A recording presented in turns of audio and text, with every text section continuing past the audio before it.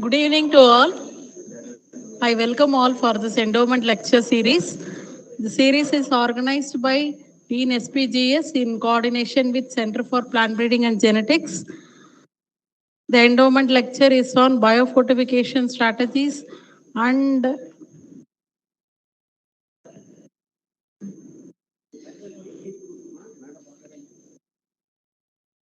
in pearl millet. So I first welcome Dr. N. Sendil, Dean SPGS, to present the welcome address.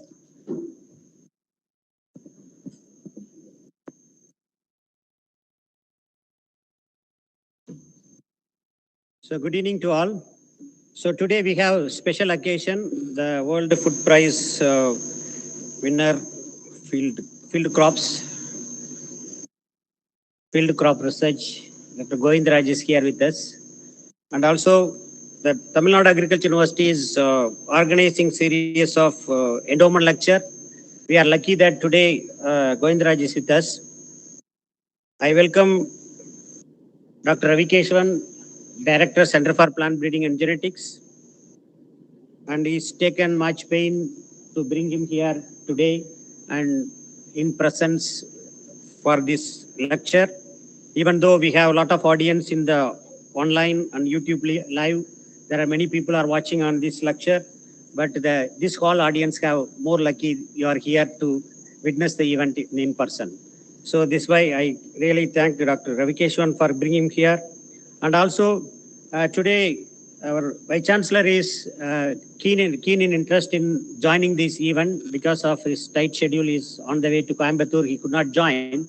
So on behalf of Madam Controller of Examination, Dr. V. Balasubramaniam is with us here because at the time of World Food Prize meeting, Balasubramaniam and our Vice Chancellor was in that hall and they had the session in US.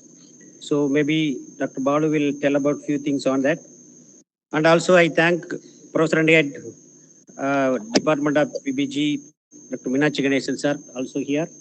So apart from that, our senior faculties, head of the departments, and also the students from postgraduates, masters and PhD students. I welcome you all for this today evening lecture, even though lecture is little bit delayed. So as we planned 3:30, but we postponed because of the examination and also we postponed to 5:30. We may be thinking that it's little late, but anyhow, he's an interesting speaker, so he will not be bore you and he'll have a good lecture today in the evening session. So I welcome you all for this session. Welcome one and all. Thank you. So I request Dean SPGS to present the shawl.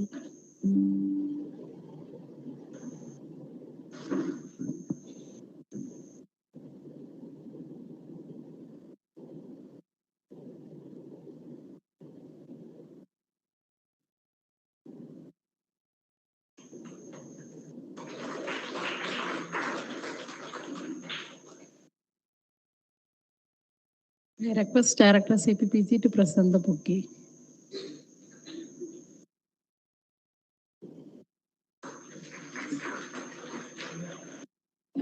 Now I request COE to present the shawl.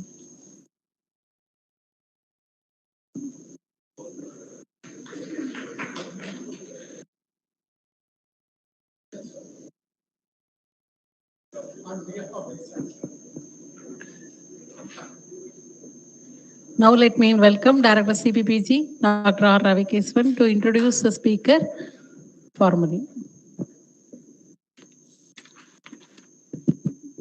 Good evening to one and all present here. It's my privilege to welcome Dr. Mahalingam Govindaraj, who is an alumni of TNAU and the recipient of Norman E. Borlaug Food Prize from the FAO. As a TNAN, we all are proud of him, of Dr. Govindaraj.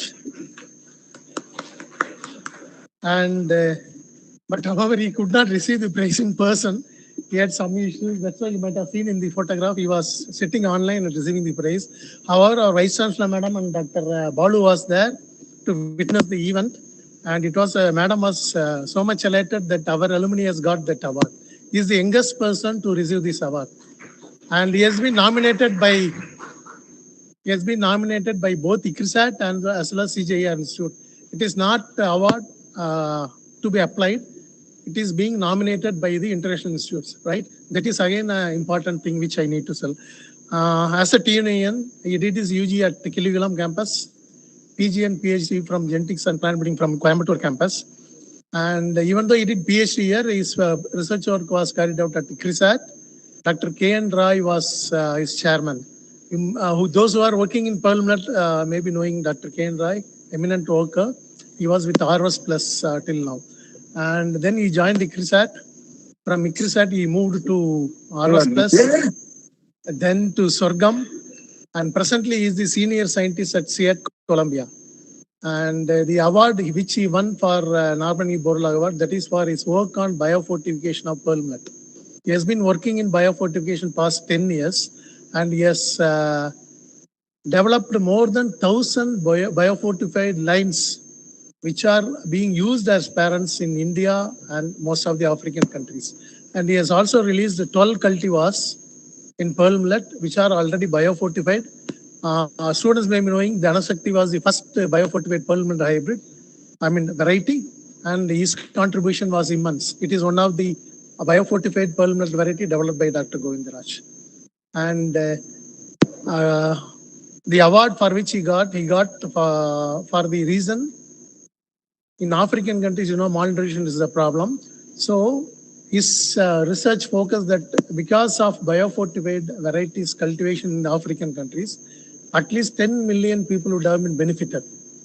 Right, that was the estimate. That's why he got the award. So we are happy to have you, Dr. Govindaraj, as a TNAU alumni, and on behalf of Vice Chancellor, TNAU, and on behalf of CPPG and Dean PGS, and also our students, we welcome to TNAU. Thanks for coming online. In person, offline, because we thought when I called him, he was in Africa. Then he said I could not assure you when I will be coming. Then we somehow finalized, and Madam also wanted to have him here so that students can interact here. Underline the word, right? Because he will be talking about opportunities also, so students should interact. That is the purpose for which we are bringing people here. And thanks to PG Dean, when he said that we are going to renew Endowment Award, I said first you have to give 50,000 to CPBG. Then he said, okay, you fix a candidate.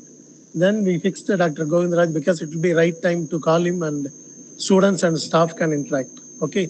So with this few words, I thank everyone and also Govindaraj for being here. Thank you.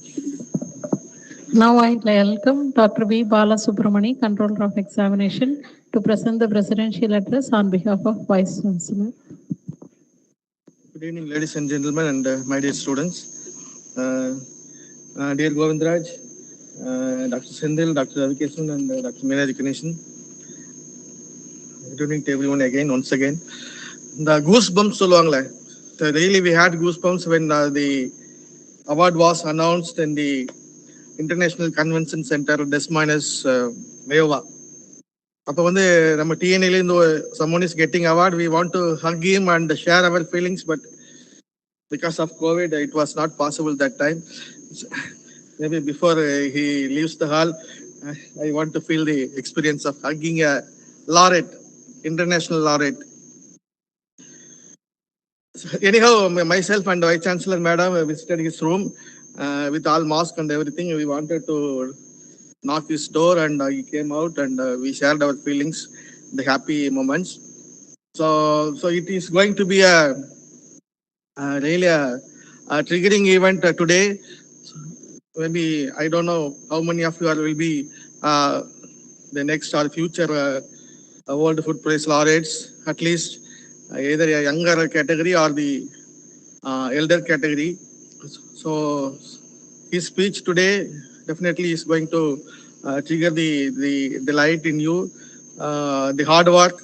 Everyone is ready for hard work. Only thing is the opportunities, and the opportunities, our interests and our ideas, when all coincide, we can also achieve something.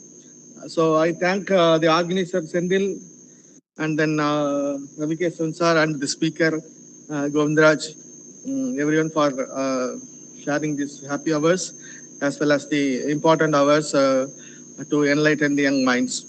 So on behalf of the Vice Chancellor, Madam, I once again welcome and thank Govindraj. And I don't want to stand in between the listeners and the speaker. Thank you, everyone. Thank you. Now I welcome to present the endowment lecture by Dr. M. Govindaraj, the long-awaited lecture by the senior scientist here at Columbia.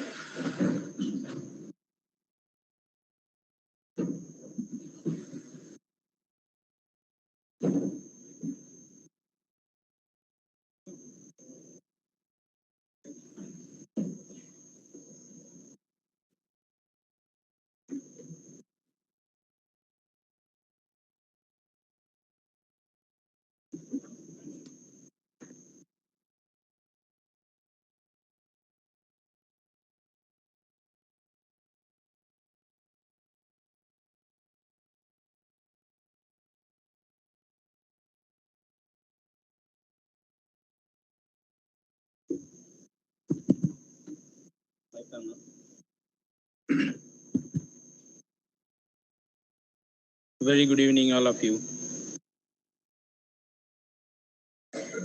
First of all, I would like to thank the management of TNAU, including CPPG alumni, for giving me the opportunity to speak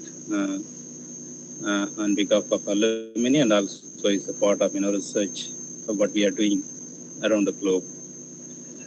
It is hard that I think they overestimated my capacity because I have to entertain you in the Friday evening and almost 6 o'clock now. I hope I will not boring you as they said, but I would like to share some of the success story or some of the challenges we passed over the decade.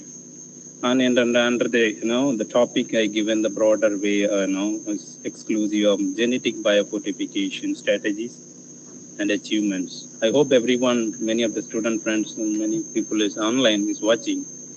What does it mean biofortification? So biofortification is nothing but enhancing the. It's not audible.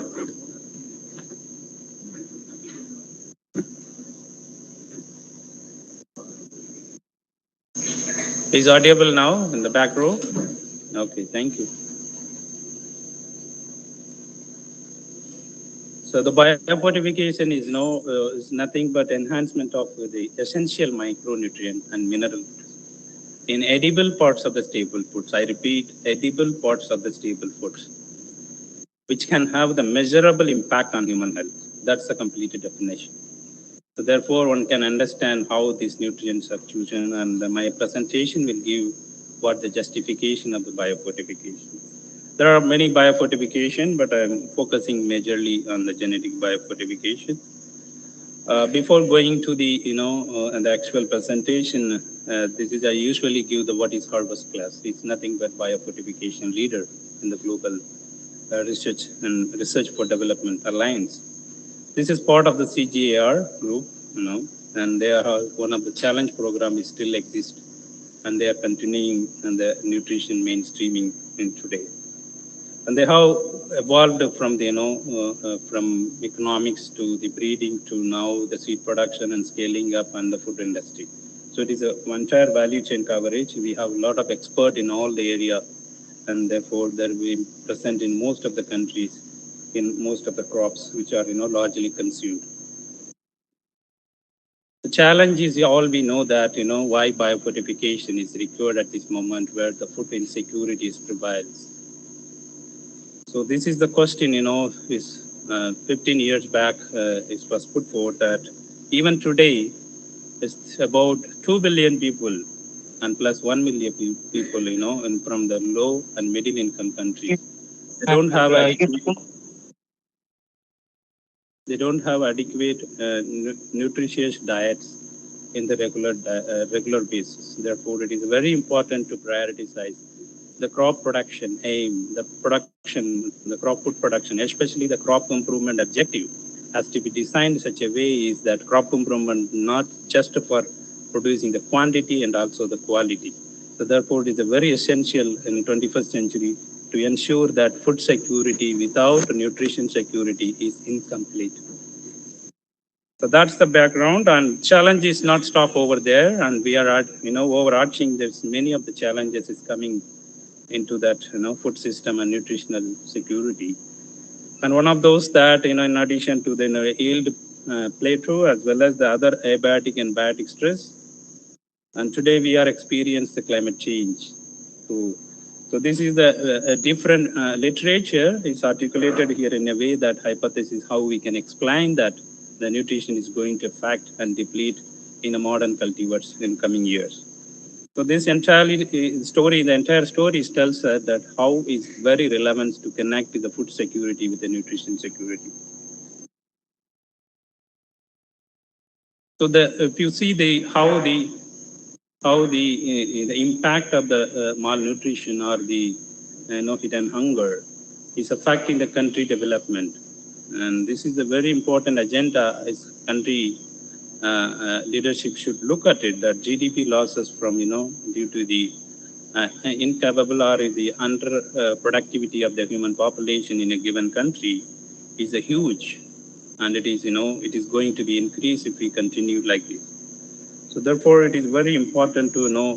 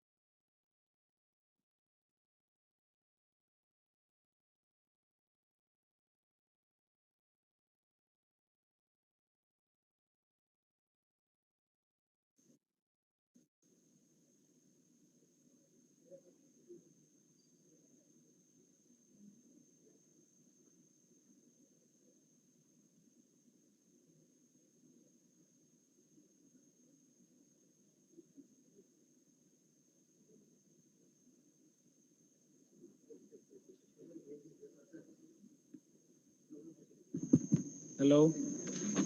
Hello? Is audible in the last row? Okay, thank you.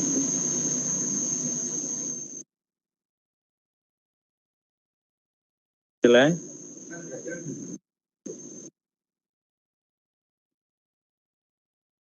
Yeah, I hope we are continuing. This is a challenge, when you do research or when you do anything, it happens. But we have to come across and we have to learn some lesson from that. I hope everyone is on the stay in the presentation. I said that the GDP and the percentage of the malnutrition in a given country is more or less related. If 1% of the GDP you want to reduce, in terms of 1% of reduce the malnutrition, you can increase that. That's the productivity of your country is going down. So this is the literature says that. So therefore, it is very important to count that the nutrition trait is as equally important like heat. So why is the only strategy is available or yet another is available? There are many, but the diversity, the food diversification is the first and foremost important strategy. Addressing the nutrition, and in fact, which is not possible in the current scenario, where the income is varied and the availability and accessibility of nutritious food, including the animal foods, it is not able to access to the rural and the poor family. Therefore, we need to have the complementary and as well as alternative strategies. And there are many. Biofortification is one of those, including fortification and supplementation is adding to the the nutrition portfolio. Biofortification is an upfront investment. Why I'm saying it is a one-time investment, whereas in other fortification or supplementation, we have to invest more recurrently. It has the monitoring cost, it has the investment cost continuously. Therefore, biofortification is more likely the cost-effective way of addressing the micronutrient malnutrition through using the food as a vehicle. So the importance of the micronutrients, many of you are aware, but this is that no prioritized by the World Organization, including WHO. And why it is prioritized for only 3 micronutrients, which are more relevant as of today, and it's iron, zinc, and provitamin A. And this is very much important. It's not just for is what the deficiency, but it is a daily need, even not just for malnutrition. Everybody's need these 3 micronutrients, which is for normal growth and development. So this gives them productivity enhancement, including the children, adolescent girls and boys, and men and women. So therefore, it is very important to prioritize the traits which we before invest. And many students and many literature sometimes is create that fortification and biofortifications. And in the interest of the students, this is very important to distinguish the two aspects and the approach and how this is complementing. The fortification is nothing but adding an essential micronutrient at the end of post harvest and before consuming the food. Whereas the biofortification carried through the seed generation after generation, that's why I said is the one-time investment is inadequate in most of the minerals. But how many of you know that 20th century, we had carrot, only the majority of the carrot is white, and today we have mostly the orange. In those days, it's only 50 to 60 ppm carotenoid in those carrots, but the selection is happened towards the orange, and today we are seeing maximum in the orange carrot, which carries more than 200 ppm carotenoids, which we are not paying additionally for those foods, which is equally mainstream. So that's the approach we are following. As I said, the genetic biofortification, plant breeding comes together as the genetic biofortification, whereas the agronomic biofortification exists, but using the mineral fertilizer and foliar spray. So this is also possible, but as I said, is the recurrent cost involvement and the environment friendly is more important. So before starting I think mic is not working. Is Is audible, my voice? Yeah. So there are three questions was asked before inception of the biofortification from the donors and from the various stakeholders. Is it possible to breed the varieties or crops that can have the adequate essential minerals or vitamins? Number two is that all those are bioavailable to the human body after consumption.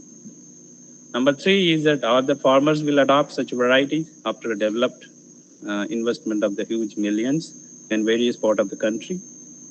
I hope my coming slides will give you, a better answer and how these were addressed. First foremost thing is that the prioritization of the research agenda in any of the program is the key. So otherwise we are in the wish list. So therefore, this is very important to know that biofortification priority index, which is the multidisciplinary index, which account for the production area of the given crop, the consumption per capita consumption of the given crop, and also the particular nutrient prevalence in those countries. So all put together, this index was developed, and it can give you, this is the interactive tools available in online, you can check after the seminar. It's very useful for not just for the donor who can invest where and which crop and which nutrient, and it is also important to the breeder to focus and know how relevant our works. So therefore, the biofortification priority index is the foremost guidance principle in terms of the nutrition breeding. So therefore, going to the detail how priority is broken down in the crops and traits and geography, and it's not just like a yield. I'm selling this is that, it's the invisible trait. We have to be double care when we are selecting or breeding these such nutrient traits. The nutrient traits not just in a component or the added advantage over the control variety. It is more important to know that that particular variety has the human health impact. As I said, the definition itself. So therefore, it's not the over the check we have 10% high. It doesn't mean that in the qualify that biofortification as of the harvest plus CGAR leads that guiding principle. And these three micronutrient, you can see that the blue one is that what's available in the crops which are commercially grown as of today. And the green one is that is developed with the target micronutrient levels, which are pipeline or also the released. If that qualifies that to the given level, the green bar, which indicated, say, for example, wheat in 37 ppm zinc, is called the biofortified. So this is the side, you can see that there are many crops and crop combinations available. There is a reason behind it. And as I said, is that it's not the biofortification just in only the crop improvement hands. It is the multidisciplinary approach where that social scientists should predict that, how the product impact, and economists and plant breeders will work closely. And finally, the nutritionist and the market extension work is also coming together. So this is the best example how the trait to be built in the breeding program, crop improvement. How this has been set in the breeding process. The target levels of these given micronutrients, as I said, the baseline, which is you are seeing the green bar here, is that given commercially grown, not on the germplasm, which is available in the university or gene bank, which is the commercially grown varieties. It's a bulk of variety. And you also think of that during the storage, how can it could be lost. And morning there was a discussion, the retention processing loss. And every crop has its own processing degree of processing. So therefore, and there is a non-bioavailable portion. And then there is a which we are targeting the bioavailable portion, all put together, in combinations, and these levels are fixed. It's not just generic levels that has been fixed over the 15 years. The target can be achieved, as I said, this is very important, the bioavailability and also increasing the retention proportion, then the target can be reduced. And some of you know that you ask that why not, we increase the bioavailable component rather than other overall total. But as of today, we don't have that, rapid or the high throughput methodology. One can break down the bioavailability in different component and screen that. So it is a very tough to handle as of moment. Maybe in future as possible. As I said at the beginning, the climate challenge is very big. It's not just for the crop adaptation or yield. It is also for the nutrition, not only the biofortified or non-biofortified variety as well. So therefore, that has to be taken into account in the coming days. So how this capacity has been developed, those days in 2005. So these are colorimetric methods. So this is, and then we progress to the semi-quantitative image analyzer, and there was the spectroscopy technology came, and it was used for mostly protein, zinc, and provitamin A. Whereas the XRF come in the game changer, that's is very wonderful gift to the biofortification program, which can handle that very easy and high throughput technology for heavy metals, including iron and zinc. So today we have the second generation XRF model, which comes mostly these instruments are used in the mining industries, not for the plant sample in those days. And last 20 years, these discoveries happened with the help of Oxford instrument. And today we have even light heavy metals can be assessed using this technology. And therefore, it's not just the high throughput, it also the cost effective, handling the large number of germplasm and breeding lines and trials samples. So therefore, all over the world, we have more than 25, this is the world slide, more than 25 XRF placed in all over the world in the CG Center as well as the NARS program. So this is very important to know that it's a very $1 to $2 per sample, and no skill can be developed. It is anybody can operate. It's no digestion, non-destructive method. This is very important to know that this database built in each and every lab is going to be largely useful in coming days. Thousands of sample handled in every lab. So this is the overall strategy. I'm not going to give you more detail. This is the generic given, but the left side I given that right side the discover, development, and also implement. These are all the three different phases how the biofortification evolved from one decade to other decade. The discovery is a very important, which is the breeding technology, which put that most of the technology advancement, the genetic variability or markers, whatever is available, how the traits can be investigated as part of the inheritability as well as breeding aspect, and then the product development comes, and therefore then the product development should have that commercial value. Therefore, the implementing that commercial breeding aspect and also deployment in the seed system is very much important. And today we are in rapid scaling mode, and also the development of the mainstreaming plan in most of the crops, what we have worked so far with the help of the CG as well as the NOR system. This is the total impact, I would say in numbers, more than 420 biofortified varieties. I hope you remember the three questions. The number one question is that can be bred, and this is told that it's possible. In more than 40 countries has been developed, and therefore there is a highly prospect in development of the biofortified traits in all the crop breeding program, which is the best example, and it is a given adequate germplasm to improve. And these are all the different countries which developed, and the bioavailability, as I said, the second question. And here the evidence is independent studies, not just one study. There are many studies which independently clinically registered studies. It gives the data as the iron crops will provide 80% of the daily iron that children or the adolescent women and men is required. And whereas zinc crops, it gives 40 to almost 70% daily zinc need. Whereas vitamin crop, you can get up to 100%. So this would say that, the question is, 2 is highly answerable, and it's given is a very authentic evidence.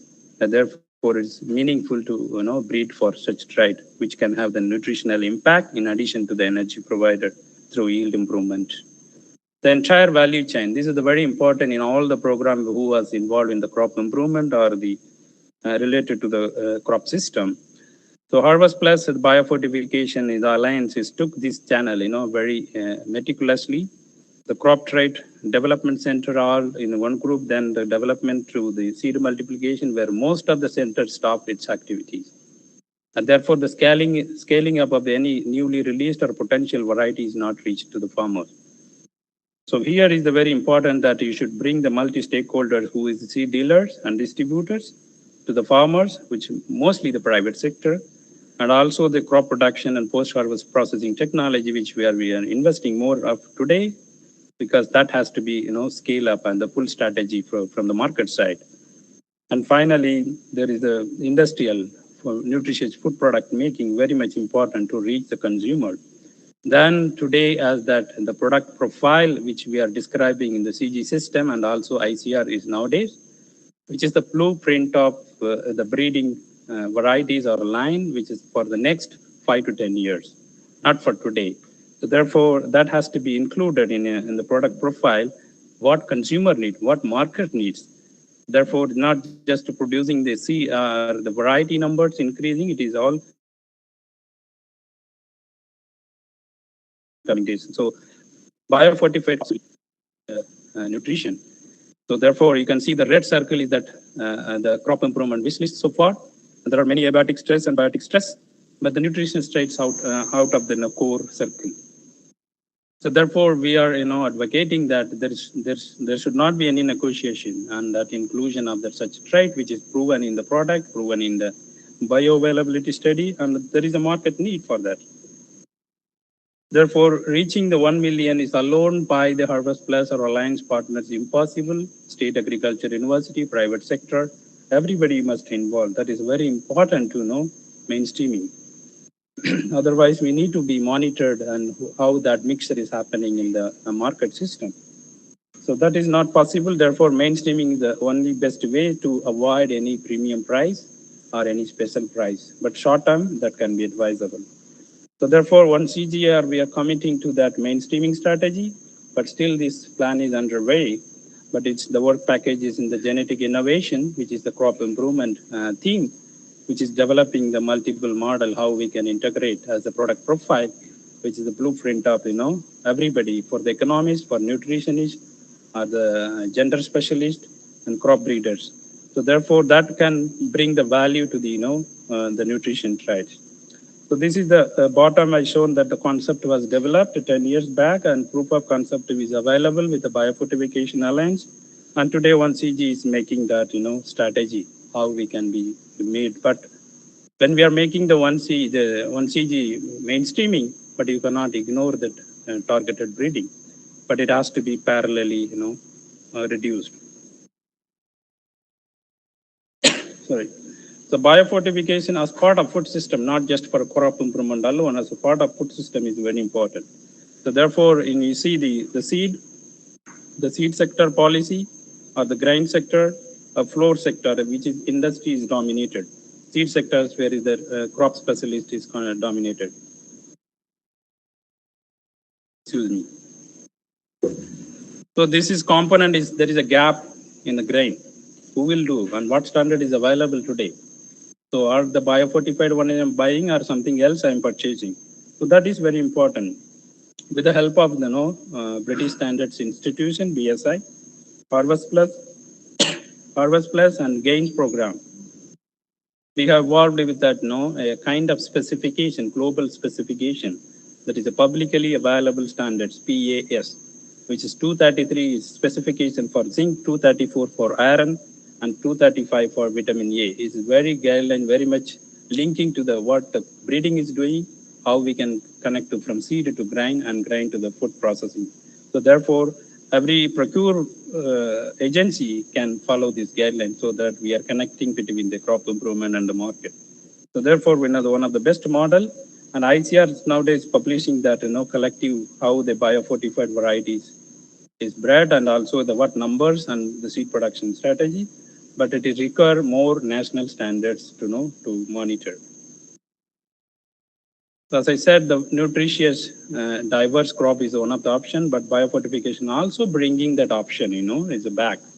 Each crop is bringing in a given target nutrient, vitamin A crops, iron crops, zinc crops, and there is a multiple nutrient crops. So therefore, this also complement the food system in the market as well as the rural household, which can serve the both food security as well as the nutrition security. The scaling up, for India is very much important as coming to the, pearl millet, which is the largest producer of the world. India is leading that. But this is one of the evidence that school feeding program is enhanced that the level of micronutrient, especially the anemic group, is almost 4 month consumption. There is a significant improvement. So this gives an is how the midday meals can be procure such kind of special variety and give an option as a nutritional strategy can scale up further. And there are further capacity. I told that many expert is available, and we can also build that analytical capacity and our system capacity building, including that private sector and public sector partnership. So this is the one of the web page recently developed in the biofortified crops releases. So one can interactive. You can go to the country where which country which crop. You can get more information. This is very useful based on the database available today. We have built it. Very useful for those involving that nutrition study or any nutrition specific study. One can use that particular candidate variety. They can really choose that, and which region and which country everything is available. It is very important to the country to buy the model. The country is policy is very important to buy that model. Otherwise, that the whole investment or the pipeline is going to be wasted. So therefore, so far, more than 20 countries, in fact, 24 countries implemented the biofortification strategy directly or indirectly. So mostly the policy related. So therefore, India is one of those in where the pearl millet is, minimum standard is fixed, which we are deliberated more than 5 years for bringing that policy with the different stakeholders, including private sector seed company. As of today, that minimum level is fixed, but that's not the target. So therefore, this policy implementation is very much important to boost that, the idea of the nutritious diet, either in the food system or in the crop research organization. So one of the best example I would like to give here, the Pakistan zinc wheat varieties. Especially there are a couple of varieties released, but Akbar and Nawab 21 is the most famous one, which is reached almost more than 20% of the seed market. As I said earlier, the releasing number is not matter how much we are sharing that total seed system. In Pakistan, in the whole wheat system, wheat seed production, this occupies close to 20 to 25%, which is big as a single variety.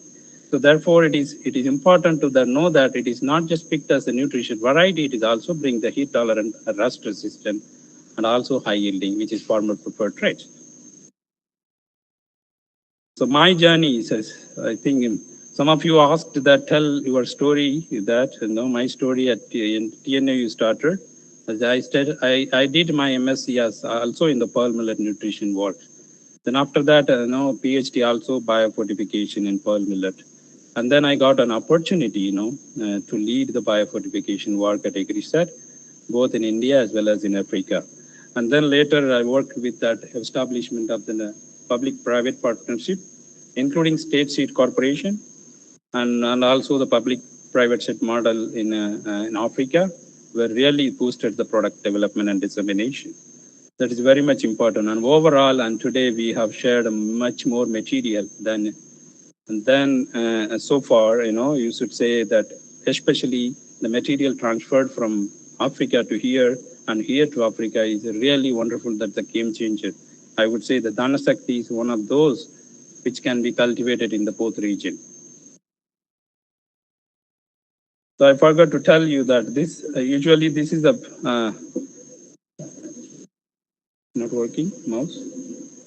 Okay, on the right side of the building, that you all know that those days that was our department, plant breeding and genetics. While walking, I was seeing that side, and this side is still is operating. That side is closed. So that's the most of our time is spent over that, first floor, and that library is those days we have to know online, know much things are available. We have to use that. These are two not. I would say is that wonderful place, but is a memorable place, where we can spend much more time. So coming to that, after my journey, how this has pearl millet is connected to me, that biofortification leading that opportunity. And here is the baseline that I said that when I evaluating the more than 125 varieties released after 1960 to 2013, we have evaluated in all over the location where pearl millet is grown. And it is found that, the average, what is available. So the target is fixed 30 ppm. The total is the global, I'm presenting the global baseline. So 30 ppm, if you add from 47, that becomes 77. So therefore, the PAS I indicated previously, this is also connecting how you can distinguish in the market with a grade 1, a grade 2, or grade 3 grains from the same variety. So therefore, it's very much important to one can refer to the PAS. And this is the first wave of product which we released, HP 1200 in Maharashtra, HHP 299 in Haryana. It is across the states, but the state universities largely play a key role in the disseminating that. And Mahapulai Shakti is also hybrid. On the right side, you see the Shakti is the West Africa where we released the first biofortified variety, which is a huge yield on just for 90 to 100 days, which is 1 month before they can harvest usual then. So they are very much happy that this is the best variety which can be used for their no hungry period. And this is, many of you know that it's a very tough environment where you can work, and this is the only crop can survive. So for surviving, and followed by cowpea, and there are many other, horticulture crops. So this is very important, know that how the pearl millet is, cultivated, and everywhere you can see the pearl millet. So this is very important where you are introducing the new variety and which we are totally different than the adopted one. You can see the previous one with a very short head. And in Africa, they used to tie all the time and they will thresh one week before they consume. But this is during the promotion, this was criticized. We cannot tie the panicle. And then we suggested why you always tie in the one direction, both use the two direction. It's a simple solution. So this is then everybody accepted. Then easy to move that variety, This you can see this plant, how much long panicle they have. And it is more than 120 days. But you can save 30 days from that new variety. So that's the game changer. And then they realized that, a lot of potential. And it's just like, expression is very greater than, any other variety which has been grown in a short period of time. So this is some of the interaction we had, and especially in the farmers and stakeholders. When we involve in the crop development, it is very much to understand the pulse of the consumer as well as the pulse of the market needs. And therefore, we also tasted the same variety, the food prepared and from that particular variety. And we also introduced one of the hybrid ICMS 301. And you can see that this is the person who really supports the funding for pearl millet. And he is really involved in each and every activities when we are achieving some milestone. And that is the great motivation we got during that day. These are number of varieties available one can explore. And here the story comes then how you can compete with the commercial varieties, And I'm just presenting the pearl millet world. You can see all the private hybrids, which has been green color, mostly private hybrids, which is ruling in the market. But what has been developed in the red color, number of hybrids, which exceed that particular yield, not for nutrient. So therefore, it is very important. The number which are made for those is not 1%, which the companies makes. So this is the reason I feel that, in my opinion, the public sector makes less number of process, and that could be when we make the equal number of process, then we can succeed the more number. So that's the reason I would like to show that one can imagine how the plant breeding also many people say that is a number games. So here you can experience how we can use that. So as finally, they know the genetic gain, you say the progress in the particular trait improvement in this overall pearl millet, which migrated to that, it's a minimum 65 ppm in the product profile as of in CG and mostly in the ICR system. So that's the proud moment that, we made a genetic gain from 42 to, almost 62, which is the target, at least for a few years. And therefore, the final target of 77 can be met in a few years or half a decade. So therefore, this is the challenge, moving the cow from one place to other place where you can get adequate or sufficiency. As many of you know, this award has been given not just for, it's kind of one variety or two, is the overall development, is what has happened in a single crop and how much impact made in the consumer and farmers And it is very important to know that, it's really making a nutritional impact on human health after consuming, which is not part of the crop improvement, agenda, which is studied by independently and clinically registered trial. So that's the wonderful. And today, and this is 5 lakh hectare is grown in India. So that wonderful that, to know that how really is making, useful to the people.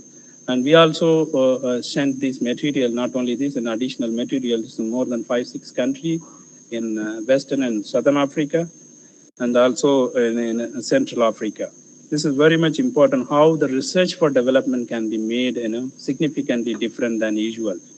So therefore, I hope that the upcoming next generation, the breeding or the any crop improvement, when I say crop improvement, it includes everybody, including start from economics to the genomics to everyone. So they all contribute to that.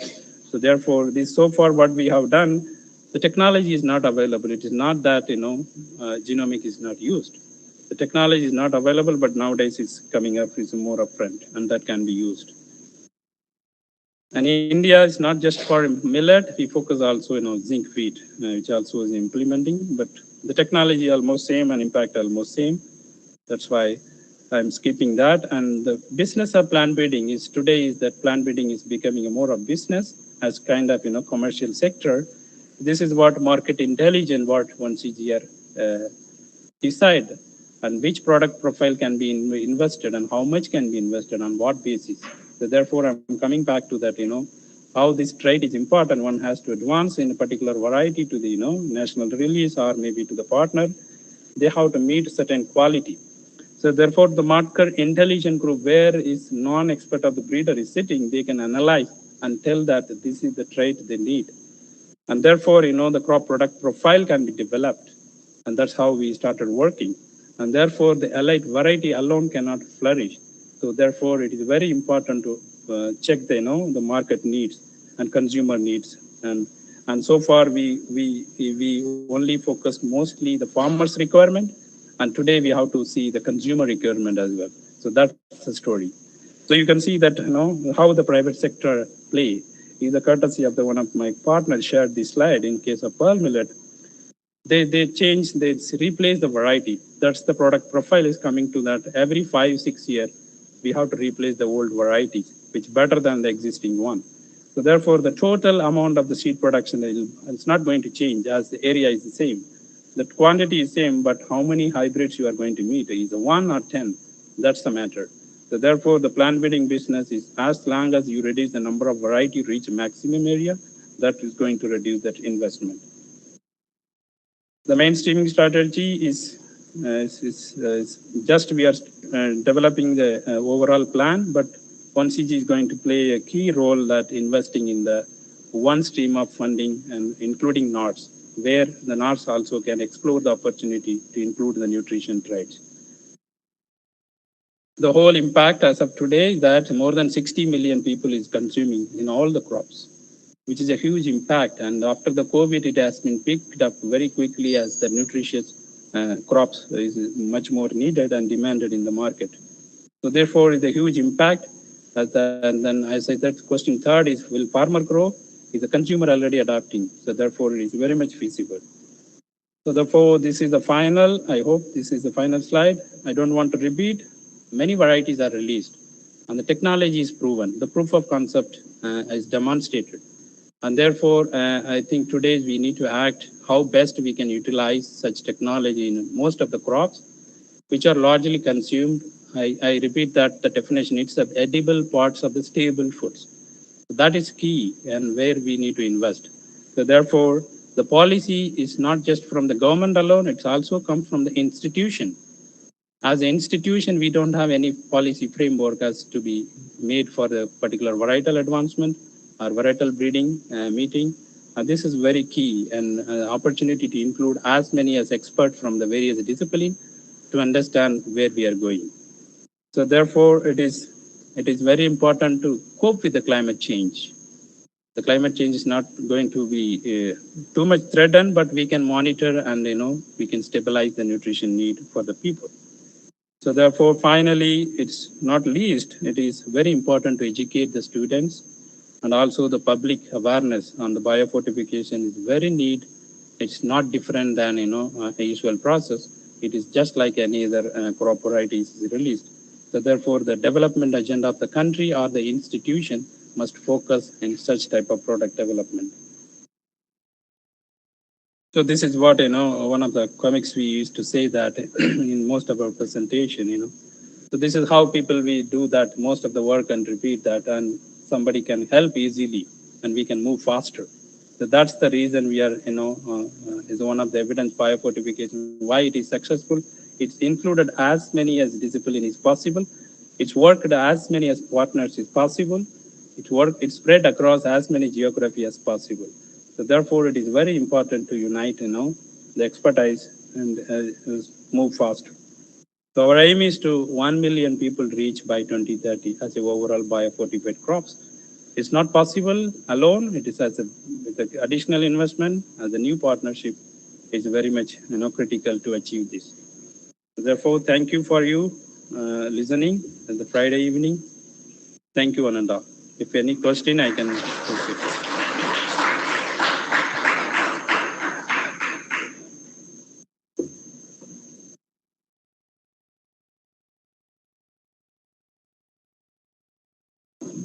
Now it is open for questions.